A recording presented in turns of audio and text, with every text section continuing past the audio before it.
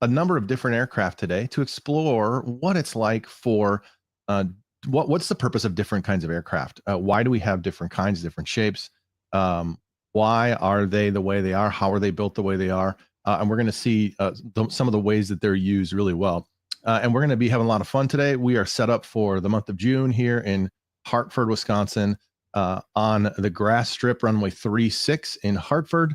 Obviously, we're going to be using a lot of smaller aircraft today because jumbo jets would just end up digging a trench down the middle of a grass runway because they're too heavy. But grass flying is a lot of fun in a small aircraft. And so that's what we're going to do today. We're going to enjoy some time on the grass. So we are going to take off. We're starting off today with a Cessna 172.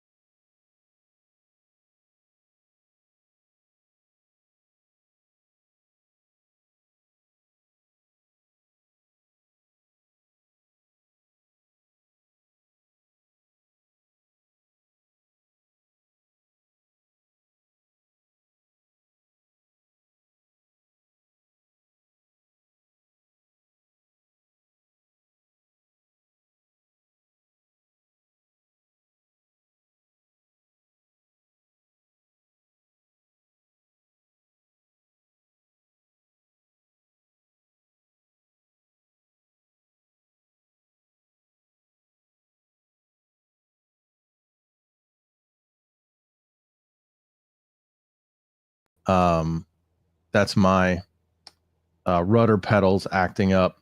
I don't normally give full deflection of rudder as I'm about to touch down on the ground. That's not a good idea. And it makes my rollouts really kind of erratic sometimes, which is kind of annoying, but someday I'll figure that out. All right, we are climbing out here, almost 1,800 feet already. I'm sorry, yes, 1,800 feet. And yes, at Hartford Municipal Airport in Hartford, Wisconsin. Now, interesting thing about Hartford Municipal Airport and Microsoft Flight Simulator, which is what I'm using here today, Microsoft Flight Simulator 2024. If you can see there, we can kind of see it there. There, Hartford Municipal has 2 runways. And I think what happened some time back. So, just a little bit about me. One of the reasons I fly on Flight Simulator so often from Hartford is because when I was a high school kid, I worked at Hartford Municipal Airport in Wisconsin, and I would pump gas, I'd wash planes, and do all that kind of stuff, push planes around on the ramp. I was a ramp rat, as we used to call it, and I loved it. It was a great summer job. Back then, the airport had 2 runways. One was the grass strip that we just left from, 3618. And then they had the paved runway, which is 1129. And I have not been to Hartford personally in a number of years. There you go. You can kind of see there are 2 paved roads on paved runways on this on the game here. There's the one that's kind of darker in color and the one that's lighter in color. The one that's darker in color there, I believe, is the one that was there when I was there. But now if I understand correctly, I was just looking at Google Maps, and I think what must have happened is the airport updated the runway. And so now, we had the paved runway when I was there was runway 11 and runway 29, which for those of you who don't know, runways, you can use the same strip of pavement in both directions, and each direction has its own label. So runway 11 goes one way, and runway 29 goes the other way in the opposite direction. And those were the runways we had back then. I was just looking at Google Maps, and it appears as though they have completely changed where the runway is, and it is now runway, I believe, 09 and 27, which is straight east and west. So I think the lighter, if we can still see it, the lighter color runway is what is actually currently there. But Microsoft, or the folks running this game, must have the old runway still registered. And so runway, when you load up in the game, runway 1129 still comes up as the paved runway for this game. And so that's an interesting, the game has not really updated for the realities of what's going on at that airport, which is an interesting, they were kind of, I don't know how recently that happened. If you have any clue, if you're from the Hartford area or you're from Wisconsin or whatever, and you'd like to chime in a little bit and let us know if you know what the history on that was. I know when I was even in high school working there was talk of updating the runways. At the time, there was talk of some local companies using that airport to get in and out of for business purposes, and they wanted to make the runway longer for like business jets and stuff. But I don't know if that's, in the end, the motivation for whatever change may have happened. Not really sure, but if you know, I'd love to hear in the comments what you do or don't know about that. Be great to find out. But I love Hartford. It's where I cut my teeth on aviation. It's where I started learning how to fly. I didn't finish my pilot's license there, or did I? I believe I did. Yes, I did. I took my check ride out at Hartford. I began flying there, and then I went off to college and got a number of hours of flying time at college. And then I came back to Wisconsin over the summer and finished up the last couple of hours and took my check ride out at Hartford. So yes, this is where I got my pilot's license. So really, it has a sweet place in my heart. And it's, we'll talk maybe about that in a second. Let me finish final approach here as we come into runway 36 on the grass. We're flying the Cessna 172 today. Oop, there you can see my rudder acting up. Add a little bit of power, counteract my goofy rudder. Goofy rudder, goofy. All right, feet off the rudder, feet off the rudders.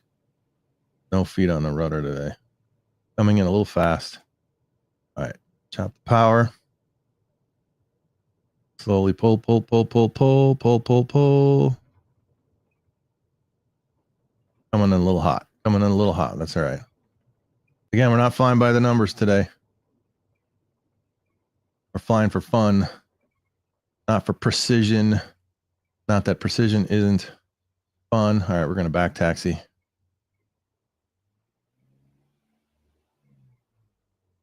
Oh, rudders. Dang it. Rudder pedals. Do not like me. See if we can get turned around here. There we go. Pull back taxi and take off again. Where was I? Talking about Hartford. Let's talk a minute about the airplane that we're flying. I know we're here to talk about different kinds of aircraft and the differences between them and why we would want to fly one versus another. Today we're flying the Cessna 172. The 172 is one of those workhorses of aviation training. It's not only a training aircraft, but it gets used a ton for training. It's a great aircraft it's very stable.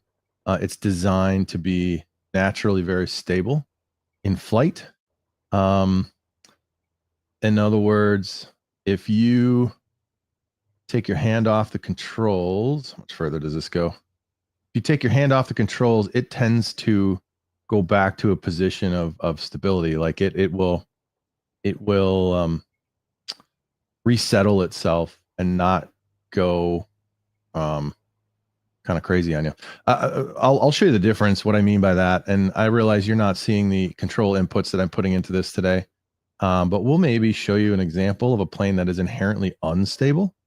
on purpose.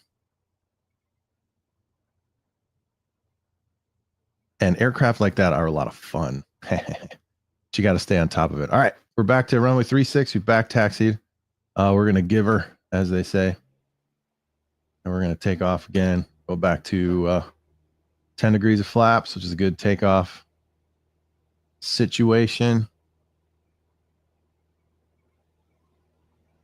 Our airspeed is alive. All right, we're in the white arc. We're in the green arc. And we are off the ground.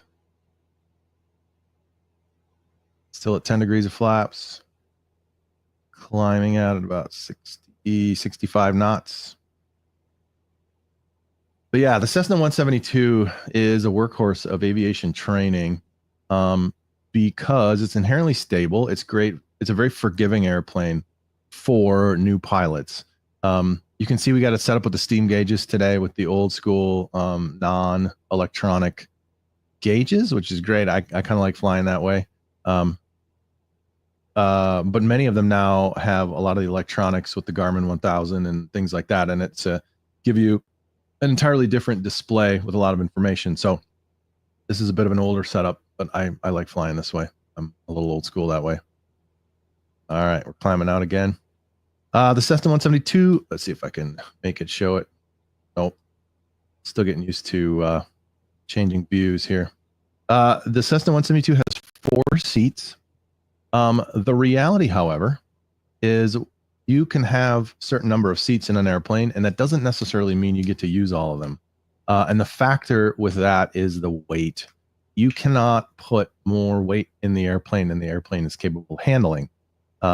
And if you put full tanks of gas and 4 grown adults in this airplane, you are over gross maximum weight limit. So you have to be careful to not overload the plane, though there are 4 seats. So there's the pilot, co-pilot, 2 seats up front, and then 2 seats in the back as well. It's kind of narrow back there. There's not a lot of room. But 3 adults is actually pretty doable.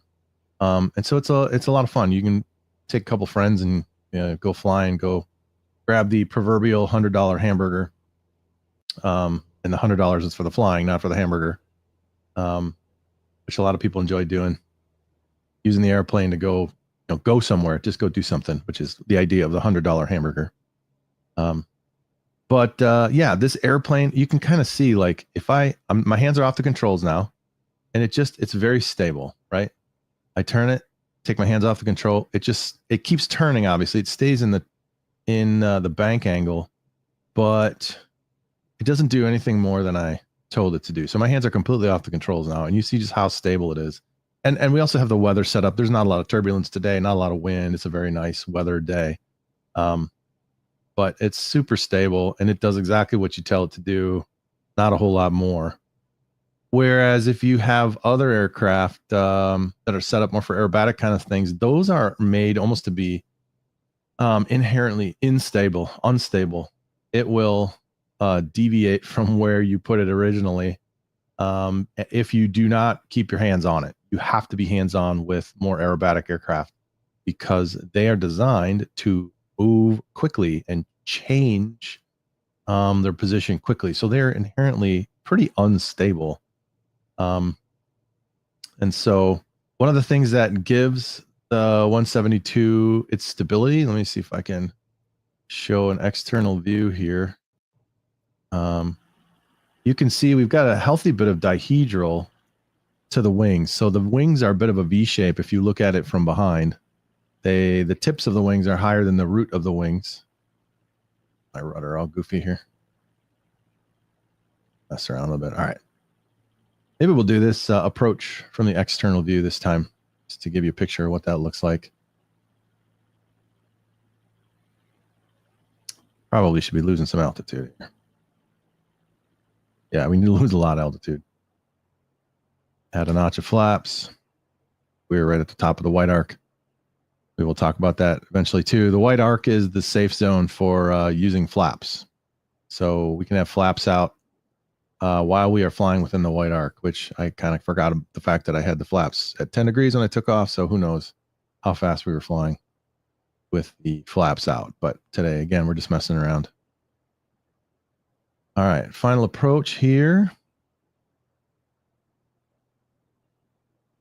Got it slowed down, kind of nice. This is a little fast for a final approach.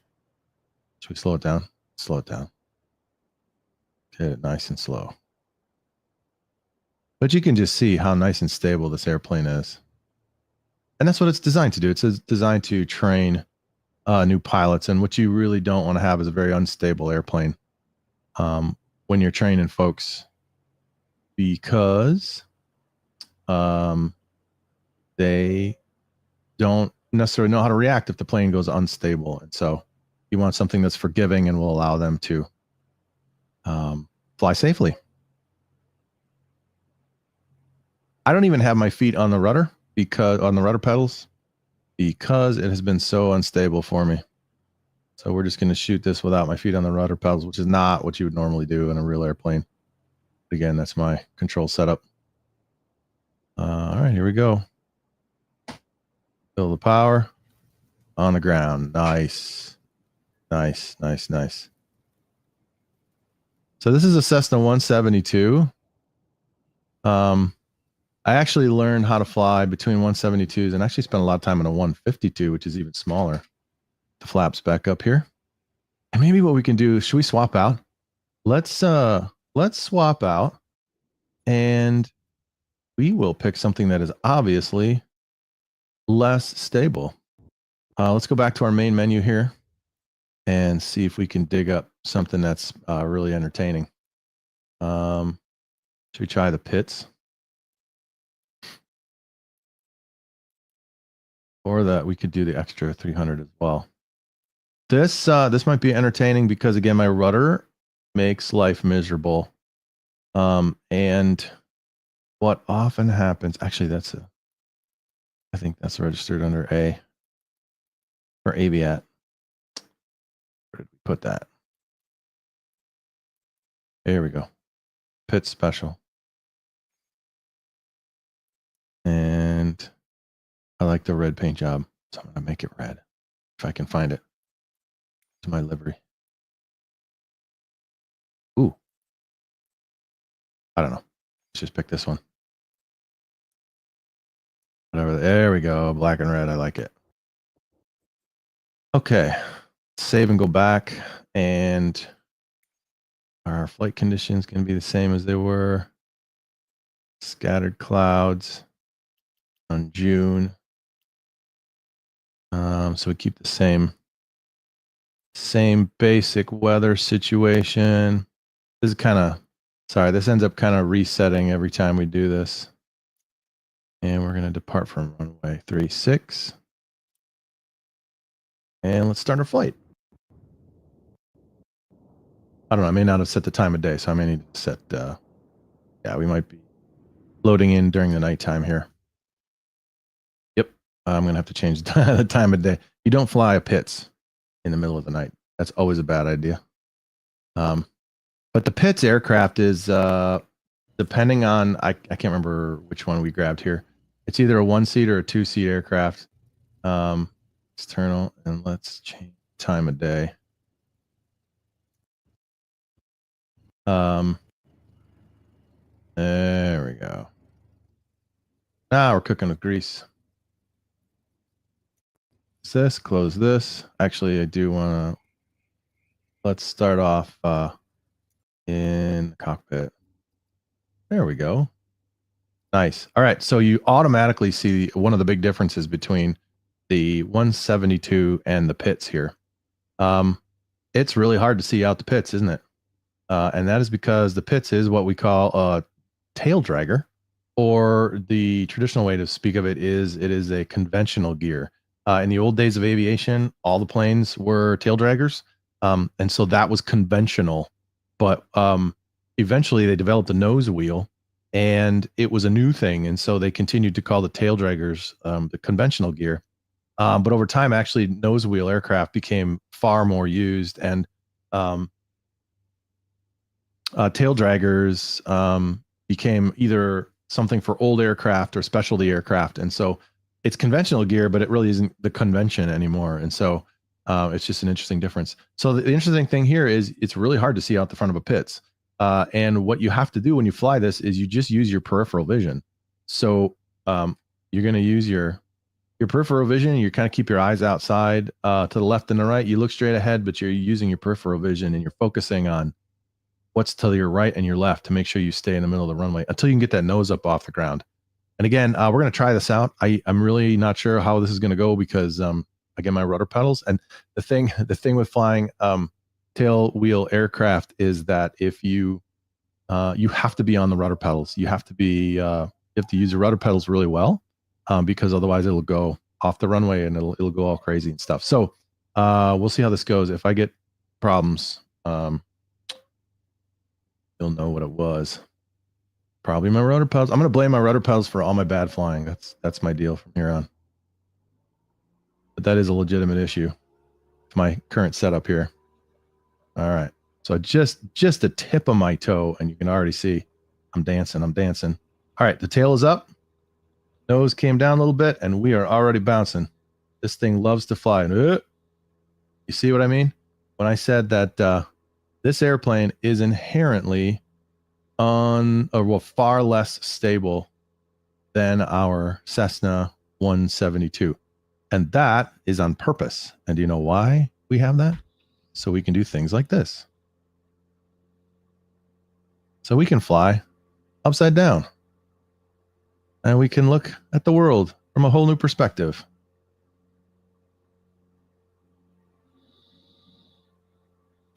Your Cessna couldn't do that. I mean, you could try. But in the real world, you would break the Cessna if you flipped it upside down and flew it that way for very long. On this, we can also do this. This is what we call meow factor. I didn't have enough airspeed. Stalled it out. That's all right. Should we build some airspeed? Let's do this again. Build some airspeed. Airspeed. Loop. Come on, baby. Full elevator. No, not enough airspeed yet.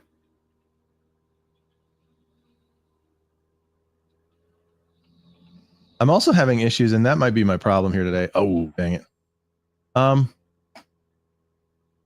having issues with Flight Simulator and my controls that sometimes with some of the aircraft, I put it at full throttle and it won't stay at full throttle. Let's have fun with this one by going to an external camera and watch from out here. All right. See how we do. Yeah. So again, purposes of aircraft. What are the purposes of the aircraft we use?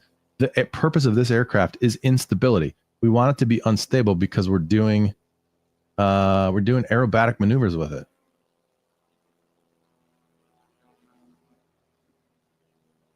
We are trying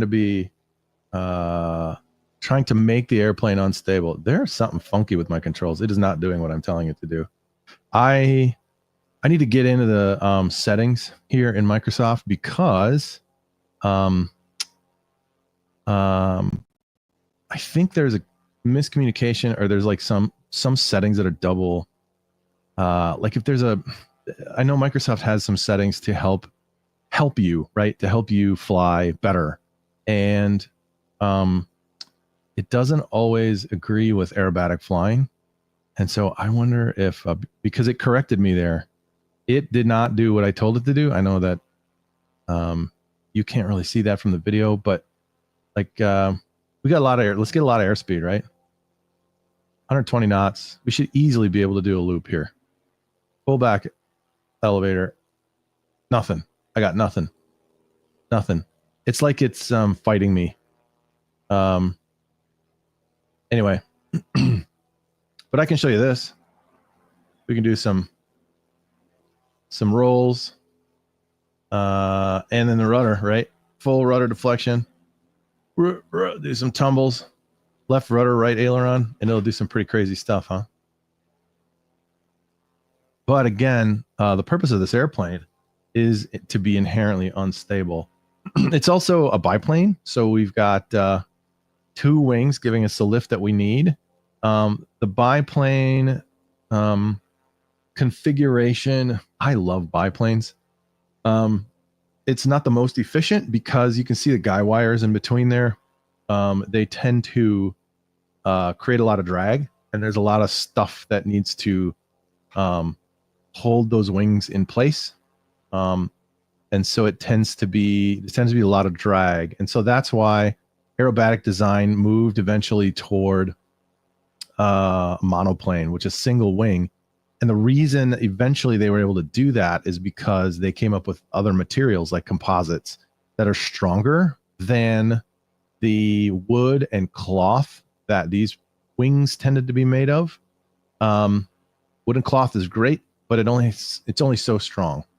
And so the wings could not be super long. And so you couldn't get the lift that you needed out of them just by themselves. So that's why you have the 2 wings in a lot of these older designs with the older materials. But now with the newer materials, you can make longer wings, and that makes you far more aerodynamically efficient. And so maybe we'll see that. We'll see if we can get that extra out in just a minute. And we'll see maybe if my handling's any better, if I could get some, if it'll let us do any, what you call it? A little bit more aerobatic stuff, do some loops or things like that. I wonder if I just stalled it out. Let me try. I'm going to get some altitude here rather than landing. Maybe if I pull a little slower, climb a bit, get some altitude.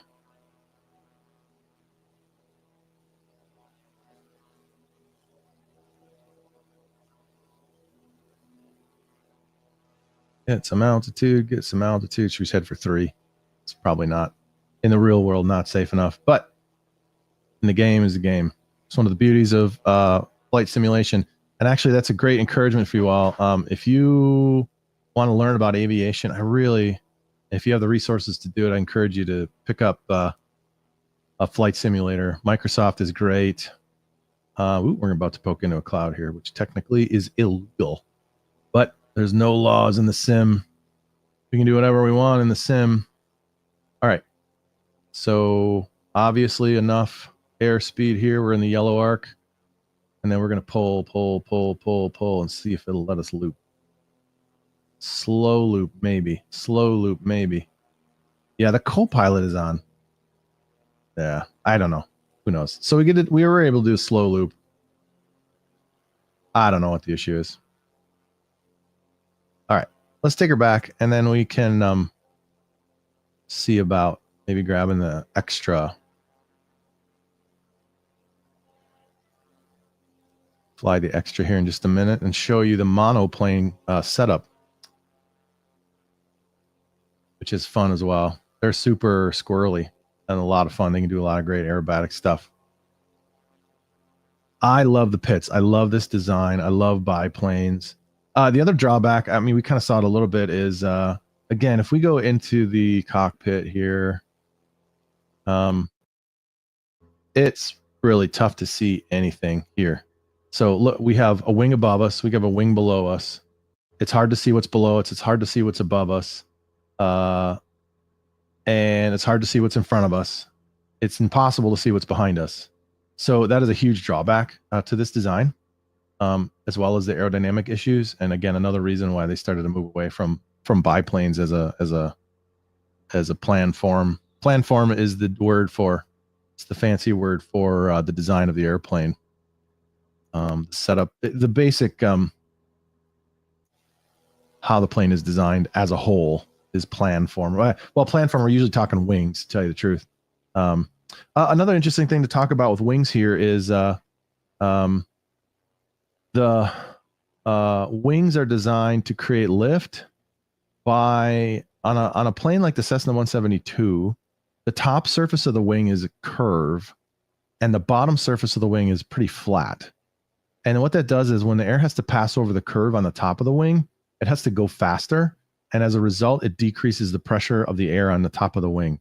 And then so you end up with a pressure differential, a lower pressure on the top end of the wing and a higher pressure on the bottom side of the wing. And that is what produces some of the lift. On a plane like this one, you have what is called almost a symmetrical wing. And that means the top and bottom are almost curved the same. And so you're not using as much of that pressure differential as your means of getting lift. What you're doing is you're using what we call one of Newton's laws there. I think it's the third one, where it's the angle of attack of the wing. And it's like when you stick your hand out the window of the car and while you're driving fast. Oh man. Floating. Yes, because I shot that approach really fast. I told you I wasn't going to do a 100-knot approach, and I totally did one there. Yeah, and here's where you see my rudder. Rudder is super sensitive. Drag a wingtip. Yeah, that's always good. Anyway, you're using Newton's third law, like when you stick your hand out the window of the car, and you're driving pretty fast. You can feel the pressure of the wind blowing against the bottom of your hand, and it pushes your hand up higher.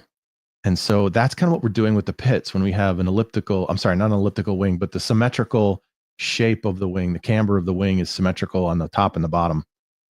We end up having to use a different means of making it, producing our lift. And we're going to have that same situation with the extra, if I can find it. Let's do this one. Just pick it as is. Sorry, I got to reset my weather again. Back to June. Scattered clouds to make it pretty. And we're going to fly from Hartford off of runway 36 again. Start our flight. Forgot to set the time of day again. I'll do that once we get in. So yeah, you end up, that's another reason though why the aircraft is also less stable, is because you don't have as much of an aerodynamic, the pressure differences between the top and bottom of the wing are different. And so that contributes to the lack of stability. But what it does do, again, everything is for a purpose. What that allows you to do is it allows you to fly inverted. You can flip the thing upside down and fly upside down. Actually, that's not what I wanted. Because you do have some ability to produce lift while inverted, which you do not have nearly as much of if you are if your wings are not symmetrical. And so you lose something by changing that, but you gain something else. And that's the game of aerodynamic design, of aircraft design. Actually, this is an interesting topic. And you'll see this, the military deals with this a lot. You can create an aircraft to do something. But often one of the problems that is created is if you try and create the airplane that can do everything, what you end up with is an airplane that does everything, but not very well. And in fact, what you're almost better off with creating planes that do a specific thing very well and do other things really poorly, because it'll be much more efficient in doing the thing that you want it to do. For example, go really fast. So like the F-16 is able to go really fast and get places really quickly, but they have about 5 minutes of gas. I mean, not 5 minutes, but there's very little gas in there. So their ability to loiter over an area or hang out is terrible. Whereas an A-10 Warthog has the ability to, it doesn't go very fast at all, but it's able to hang out over a location and stay there for a long period of time. And again, the switch off that we're looking at here with these airplanes we're talking about today is stability versus instability. Stability is great for training. It's really bad for aerobatics. But you want instability in aerobatics. So you can make it do one thing really well, but it's going to do other things really poorly. And that's the reality of flying. All right. So we have our extra. Again, you see this is a mono wing, one wing, and it is built of carbon fiber. Super strong material, really lightweight. So let's Again, let's see if my rudder already. Whoa, a lot of horsepower. A lot of horsepower. Give it full power. Tail is up. I am way over on the left side of the runway already. Let's get her off the ground. There we go. Don't even have flaps on this beast. Like a rocket ship. Tons of power. Tons of power. Zero stability. But that's exactly what you want. Because part of aerodynamics is, for example, getting the thing to go vertical. Getting it to go straight up. And basically climbing on nothing but engine power. Let's horse around a little bit. Look at that. Look at that. Clean. Nice. Yeah, I yanked it too fast. So it stalled it. That's what's going on there. We hit critical angle of attack and lost lift over the wings. So let's try that again. We'll do a slower pull this time. Get it to come over the top. Beautiful. Beautiful. Oh, come on, baby. Nice, nice, nice, nice, nice. Look at that. Look at that. Nice. Inherently unstable. This is when that's the purpose of the plane. It's an amazing thing because you can do all kinds of crazy stuff with it now. This is not the airplane that you put a student pilot in, because a student pilot would kill themselves in this. I mean, you'd have an instructor with them, but it is super not safe to give a student pilot this, because all it takes is one tap of the rudder in the wrong direction and they're going off the runway. It takes a lot of practice and a lot of time to get ready to fly one of these airplanes. There are whole schools to specialize, train people on how to fly an airplane like this. But here in the sim, you know, you can do it with 30 seconds of experience. We're going to rip down the runway over here. Low pass. Buzz the tower. No permission. Because we're in the sim. You can do these things in the sim that you can't do in the real world. Sorry, talking about sims, like there's a lot of great opportunity to learn in a simulator like this. And by simulator, I just mean a computer program like Microsoft Flight Simulator on your home computer, because it allows you to, fly around and play with understanding the instruments, for example, looking at our display down there. So again, on this one, we have a Garmin display on this, which is different than the steam gauges we had in the Cessna 172. I'm not going to go into all the details of the differences today, because we're just kind of showing the differences on how the airplanes fly. But very different aircraft. And you can play with different aircraft and see how they operate, see how they fly. And you don't need any time in the plane. And you don't need to, like this airplane, if I had to take a guess, someone's going to show me wrong. I'd love to hear a comment about those who know this plane, how much it goes for an hour. Someone's asking in the comments what company to recommend for controls to use with the simulator. I have my Honeycomb yoke and throttle quadrant. I'm not, because I'm dogging on it so much, I'm not going to say whose rudder pedals I have, but it's not Honeycomb. Thanks, Elizabeth, for that question. It's a great question. I've loved my Honeycomb. It's been a great setup. I can set it up both for jets with the throttle. You can swap out the throttle handles for prop planes and also for jets with big engines and stuff like that. It's got the throttle handles and all that for commercial airlines as well, which is a lot of fun.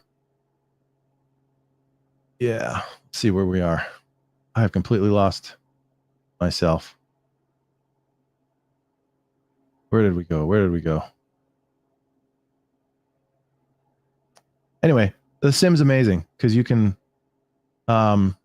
experiment with things that you might not otherwise be able to do. You can also set yourself up to shoot a final approach and practice your crosswind landings, for example, and do it over and over and over and over and over again. There we go. Until you get it down without spending hundreds of dollars an hour. This extra here, I'm going to guess per hour, you're talking over $200 an hour. That's just my guess. Mostly insurance is probably what you're paying for. But you don't have to pay for that if you're doing it on the sim. I'm going way too fast, but that's all right.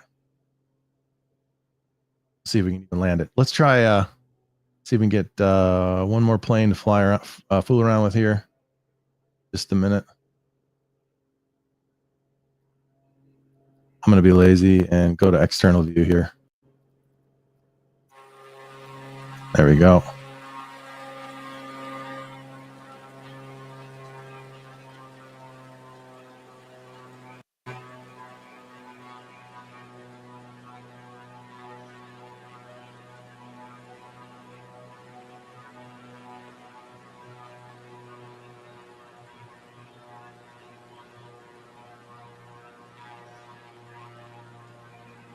I'm not even sure I'm over the runway right now. Am I? Oh, yeah. We're good. This is it. Yeah, I'm just coming in at an angle. Not recommended in the real world, but hey, it's the sim.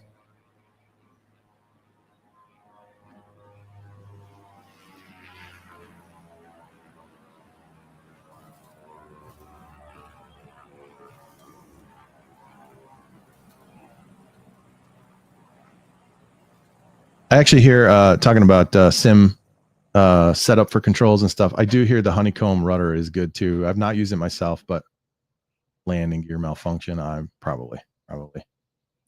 See, and we can fly in the sim an extra 300 all the way until we break something, and there's no consequences, which is one of the great things about flying in the sim.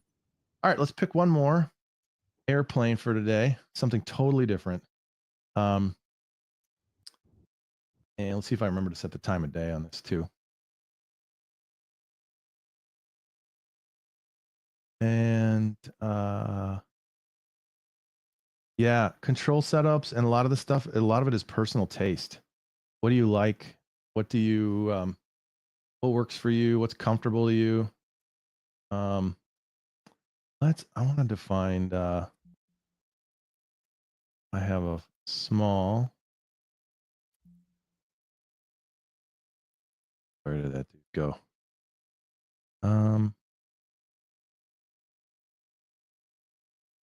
Going the wrong way. Sorry, I know this is riveting, entertaining stuff to watch, me looking for an airplane. At one point I had an amphibious plane in here. That's not it. The other thing that's interesting, aircraft, again, aircraft are designed to do different things. And so sometimes the difference is it'll get you up off the ground really fast, but then it goes really slow through the air. Or you can make something that goes really fast through the air, but you're going to need a lot of runway. And again, it's purpose built. What are you trying to do with that airplane? What's your objective with the airplane? Yeah, I don't see my amphib. So let's do, should we do some short fieldy stuff? Even let's do cub crafters. So that's on skis. Should we do winter? Let's do winter because it is technically January. All right, let's do cub crafters on skis. Let's set the time of day to be the day.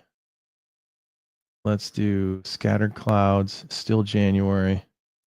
See what the weather's like for us. Runway 36 again. Are we on skis though? I want to make sure we're on skis. Figure. Yeah, we got skis. We're good. Okay. Let's do it. Let's fly. So Cub Crafters, this is a variant of the I would say it's a variant of the Piper Cub, but it's been so variantized. It's been adjusted and made far more efficient and far cooler and far better so many times that it's hardly the old Cub that it used to be. In shape, it looks like a Cub, and in reality, it is a Cub. But they've made the Cub Crafters folks have made these things so amazing. One of the things they did to them was they made them carbon fiber made them out of composite materials, so they're much lighter than the old stick and cloth airplanes that the original Piper Cubs were. And they're super light. They made a much bigger engine they put in the front. So basically, they took a Super Cub, they made it lighter, they made it higher power, and these things can get in and out of pretty much anywhere. And so you see that they'll put Tundra tires on them. In this configuration, we've got skis on them, so you can fly in the snow. You could land this thing in a glacier somewhere. They're really amazing, super versatile. And again, you can see the configuration here. If we scroll around, we have two passenger, or two people can sit in it, one pilot, one passenger. I think you can control both from the front and the back. In a Super Cub configuration, the original Piper Cubs, the pilot sat in the back. But in this setup, you sit in the front because of weight and balance issues. And so, you fly from the front, and then you can have someone in the back, but that person in the back can also control it. It's really an impressive airplane. And if someone said to me, you can have one plane ever, it would probably be one of these Cub Crafters Cubs, Super Cubs. They're really amazing, and they're super versatile. Again, the downside, you can only have there's a handful of downsides. They don't fly fast. If you want to fly fast, that's not what you're going to be doing here. And you get two people and a little bit of baggage. So this is not a take the whole, family of 6 on vacation with this thing. That's just not what it's designed to do. So let's put us back in the cockpit. Perfect. Again, tail dragger. So our nose is up in the air, and it's kind of hard to see where we're going. And we'll see how my rudder pedals handle things here too. All right, let's give her. Whoa. All right, airspeed's coming up. Whoa. Rudder. Tails up. Rudder, baby, rudder. My controls, you don't see this when I'm doing this, but I'm just barely moving my toes. Tips of my toes on the rudder pedal. And I just took them off there, and you see it wiggle a little bit. So really super sensitive. But you see how quick that got off the ground.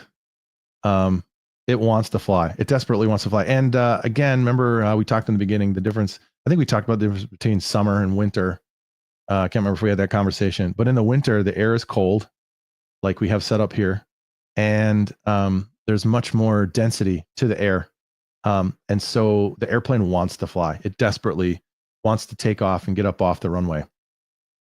So winter flying, the aircraft performs so much better than in the summer. If you have a hot day, you can see on the left there, that's our flap handle. You pull that down toward you, and you are putting the flaps down. So, but on a hot summer day, your plane is going to get off the ground much more slowly because the air is less dense and there's less air to bounce off the wings or to move over the wings to affect the wings. And so it's less dense. We call that on a hot, humid summer day, we call that a high density altitude. The air behaves like you are up at a high altitude because its density is much less than it would be if it was a cold day. So we talk about the density in terms of what is the equivalent altitude that you'd be flying at on a day with the same sort of density of the air. Beautiful in the winter as well here. Asking me if I want to retract the landing gear. I didn't know I could retract the landing gear. Maybe it's the skis. There we go. Flying to the south now, and we will parallel our runway toward our final approach. The benefit of the Cub, again, though, is short field takeoff and landing. You can put these things down in a super short period of time. You can get gear in and out of and people in and out of remote places. Again, only 2 people at a time, pilot and passenger. But they're really a versatile airplane. Really a lot of fun to fly. You have to be good on the rudder. I had the opportunity to fly a Piper Cub, not the Super Cub, but a regular Cub, a J3 Cub, and they call it like dancing. You need to be good with your feet to Yeah, you're dancing on the rudder pedal to keep the nose straight down the runway without running into trouble. But it's a lot of fun. Tons of fun to fly. All right. Should we turn? Base. This is a pretty wide pattern here. Lose some altitude. A little high here too. Again, don't judge me by the numbers. That's not the goal today. We're just kicking around.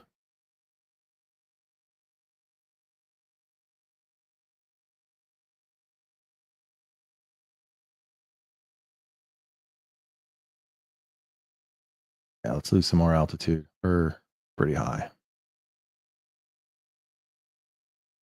There you go. I add a notch of flaps. You see the flap handle coming down. Actually going to put my skis back down.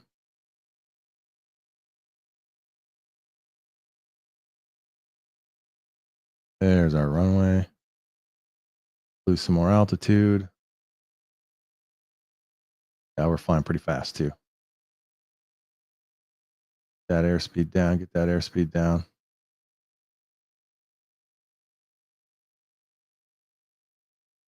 There we go. Airspeed's coming down.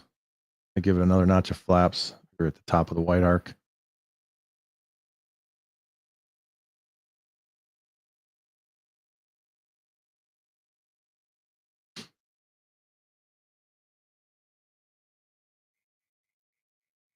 There we go.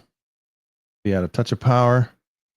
This thing's capable of flying super duper slow, super slow. And so just the tiniest bit of power really does keep it in the air.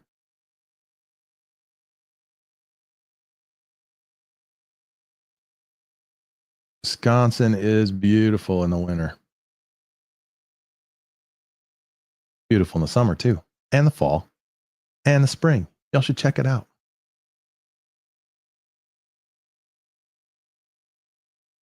I'm an unabashed apologist for the state of Wisconsin. Really an amazing place. All right, so you can see here one of the effects of the snow is it is hard to know. It's hard to know how high you are.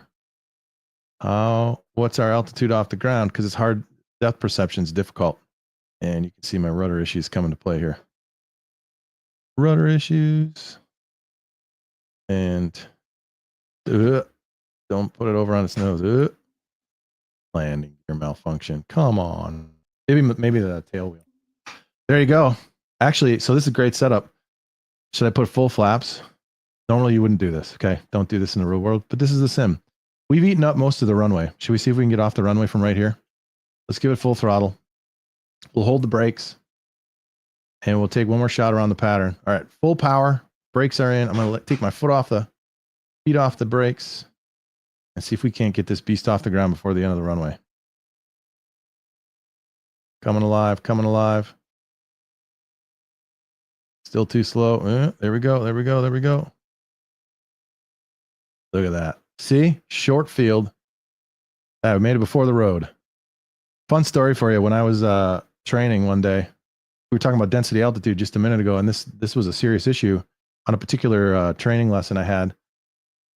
Same runway 36. It was a hot day. Me and an instructor in a Cessna 152, and we did not take density altitude seriously enough, and we took off while we went full throttle on runway 36 in a Cessna 152. Now you saw the 172 is a 4-seat aircraft. The 152 is a 2-seat aircraft. And so if you have two good size adults in there, which I'm a good size adult, and full tanks of gas, you are over gross max. You are over the aircraft's weight limitations. That doesn't necessarily mean you break it just by flying it. You're not supposed to fly it over gross. We were not over gross. We did not fill the tanks. We were within where we were supposed to be. But that just tells you, like, you can't even get two people in there with full tanks of gas and not be over. So very small airplane. But we went full throttle, and we started going down the runway, and we got up off the runway. We took off, but we were only able to make an extremely shallow climb. And by the time we got to that road that you just saw there that we crossed, we were we were less than the height of a truck over that runway, and we needed the field beyond it to continue to climb to get out. It was, as we say in aviation, there was some pucker factor involved. We were puckering, like and that was because of density altitude. We did not think well enough ahead about the weather. It was a hot day, it was a humid day, and we had two of us in a tiny little airplane. And the engine on that plane was not able to give us the power that we needed to get moving fast enough to climb at a sufficient rate. Now we made it out safe. We were able to use the field behind it to continue climbing, even though we were off the ground, but we were not very high. Flaps. Oh, see, flaps malfunction. I kept the flaps down too high in airspeed. We'll see if this works. We'll drive this baby all the way till it's broke. But again, these are the mistakes you can make in the sim that you can't make in the real world. We'll see what the effect of it is as we come in on final approach here. But anyway, we did get off the ground. We finished our lesson that day, but we learned a lesson too. We realized that you do have to take these things very seriously. Density altitude is real. It will seriously affect the handling of the airplane, and you cannot joke around with it. You have to take it seriously. So lesson learned. That's half of aviation, is learning from your mistakes so that you don't make that mistake again, because it's possible that the wrong mistake at the wrong time in the wrong situation can become the end of you. So you cannot make the wrong mistake at the wrong time. And so we learn from other people's mistakes. We learn from our own mistakes, and we try not to repeat them. And we try and fly safer the next time, which is what I've always tried to do since then. And again, using things like a simulator to run scenarios that we would not otherwise be able to do because of the safety factor. All right, we are on final approach here. Runway 36. We'll make this our last one, and we'll wrap things up today. Again, the point of today is just to show you the differences in different kinds of aircraft and their uses, and why we have different kinds and styles of airplanes. This one's great for short takeoff and landing into small areas, small runways.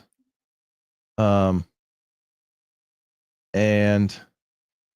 the Cessna 172 is great for training. The pits and the extra are amazing for aerobatic flying, and every one of them has their own differences and their own unique factors to them, which is why they're built specifically for the job that they do, which makes them amazing. All of them, they're all amazing airplanes, but for different reasons. All right, and chop our power. And the snow makes it hard. Depth perception's hard in the snow like this.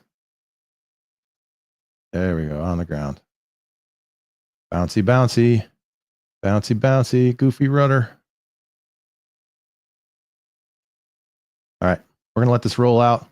But appreciate you being with us today. Hey, check out our website. We have a great deal on our weekly briefing. We call it the Flight Nerd Air Force Weekly Briefing, where we go in depth into different topics in aviation, about airplanes and things like that. But check us out, www.flightnerdairforce.com. You can sign up there, and the Flight Nerd Weekly Briefing. Check it out. And we also have a free membership that we have as well. And that's available at www.flightnerdairforce.com. Thanks for being with us on today's stream, and we will see you again very soon. My goal is to make this a weekly stream. So if you got here today at this time, I'm hoping it'll be about the same time next week. All right. See you all soon. Thank you.